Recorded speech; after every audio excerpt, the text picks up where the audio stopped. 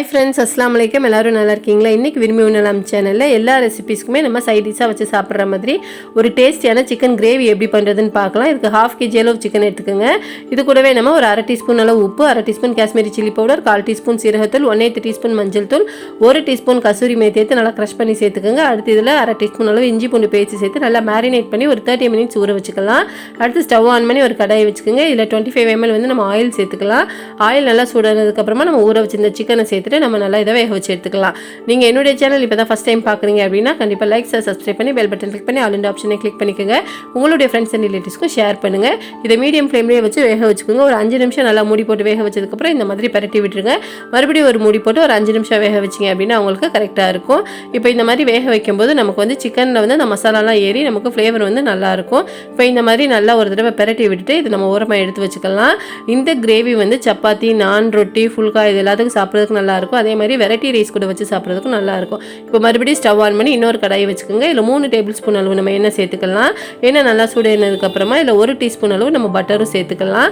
இதெல்லாம் மிக்ஸ் ஆனதுக்கப்புறமா இதில் வந்து ஒரு 2 பெரிய வெங்காயத்தை வந்து இந்த மாதிரி கட் பண்ணி சேர்த்துட்டு இதை நல்லா வதக்கி விட்டுக்குங்க. அடுத்து ஒரு துண்டு இஞ்சி எடுத்து நல்லா நீளமாக கட் பண்ணி சேர்த்துக்குங்க. ஒரு பச்சை மிளகாய் இந்த மாதிரி ரவுண்டாக கட் பண்ணி சேர்த்துட்டு இதை நம்ம நல்லா வதக்கி விட்டுக்கலாம். இந்த மாதிரி வதக்கும் போது நமக்கு இஞ்சி நல்லா வெந்து நமக்கு கிரேவிக்கு வந்து நல்ல ஃப்ளேவர் கொடுக்கும். அடுத்து இஞ்சி பூண்டு பேஸ்ட்டும் ஒரு 1/2 டீஸ்பூன் அளவு சேர்த்துட்டு இதை நம்ம நல்லா வதக்கி விட்டுக்கலாம். இதெல்லாம் ஓரளவு நல்லா வதங்கி வந்ததுக்கப்புறமா இதில் வந்து நம்ம மசாலாலாம் சேர்த்துக்கலாம்.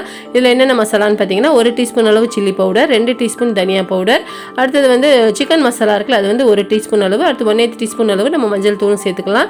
இதுக்கு தேவையான அளவு நம்ம உப்பும் சேர்த்துட்டு நம்ம நல்லா வதக்கி விட்டுக்கலாம். மசாலாலாம் வேகிறதுக்காக இதில் 2 டேபிள் ஸ்பூன் அளவு நம்ம தண்ணி சேர்த்துக்கலாம். தண்ணி சேர்த்துட்டு இதை நம்ம மிக்ஸ் பண்ணி விட்டுட்டு இதை நம்ம நல்லா வந்து வேக விட்டுக்கலாம். இந்த அளவுக்கு நல்லா வெந்து வந்ததுக்கப்புறமா ஒரு 3 தக்காளியை வந்து நம்ம நல்லா பியூரி பண்ணி இதில் சேர்த்துக்கலாம். தக்காளியை வந்து நல்லா க்ளீன் பண்ணிடுங்க. மேலே இருக்க அந்த கனமான பகுதியெலாம் எடுத்துட்டு நல்லா மிக்சியில் போட்டு நல்லா அரைச்சிருங்க. அரைச்சிட்டு இந்த மாதிரி சேர்த்து நீங்கள் செய்யும்போது உங்களுக்கு கிரேவியும் நல்லா திக்னஸாக இருக்கும், சாப்பிட்றதுக்கு நல்லா டேங்கியாக இருக்கும். இப்போ இது எல்லாத்தையும் நம்ம சேர்த்து வதக்கி விட்டுட்டு ஒரு 5 நிமிஷம் வந்து நம்ம மூடி போட்டு வேக வச்சோம் அப்படின்னா நமக்கு நல்லா இந்த மாதிரி எண்ணெய் பிரிஞ்சு வந்திருக்கும். இதை நம்ம நல்லா ஒரு தடவை கலந்து விட்டுட்டு நம்ம ஏற்கனவே வந்து பாதியளவு குக் பண்ணி வச்சுருந்தோம்ல சிக்கன், அதை வந்து இதில் அப்படியே சேர்த்துடலாம். நல்லா எண்ணெயோடவே சேர்த்துருங்க, அப்போ தான் நமக்கு டேஸ்ட் நல்லாயிருக்கும்.